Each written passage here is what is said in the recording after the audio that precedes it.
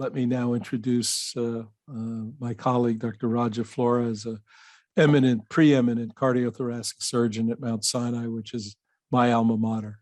Raja. Misinformation results in death, whether it's from COVID or whether it's from asbestos. And 20 years ago, when those towers came crashing down, misinformation spread just as fast. Lies such as the air was safe to breathe, asbestos levels were negligible. And the biggest lie is that asbestos was banned in the United States. Whether this misinformation was for political gain or monetary profit, I don't know. The facts are the air was not safe. Asbestos levels were dangerously high, and asbestos is still not banned in the United States. Since that dreadful day, approximately 2,600 more deaths have occurred over the past 20 years and counting.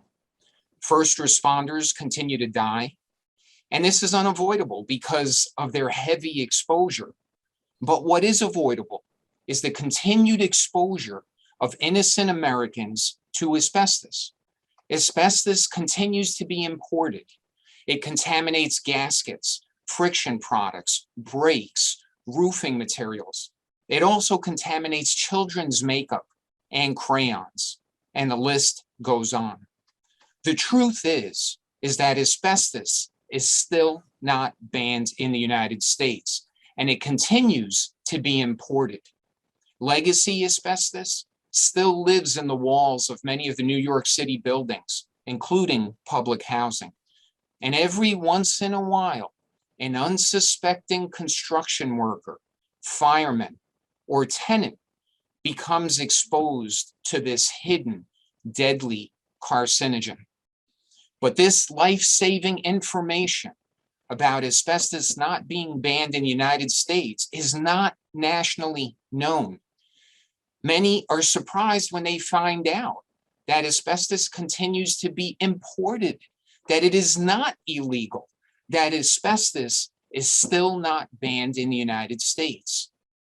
There are those who profit from this misinformation, and people continue to die from this misinformation.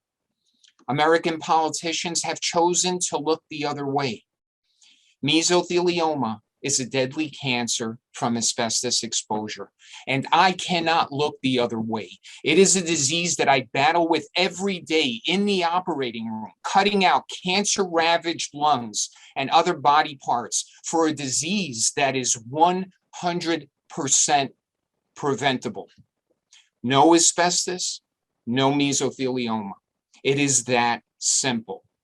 Congress, you know what's the right thing to do. Ban asbestos today and stop the continued death and suffering of innocent Americans. You can save more lives with the stroke of your pen than I can with the cut of my scalp.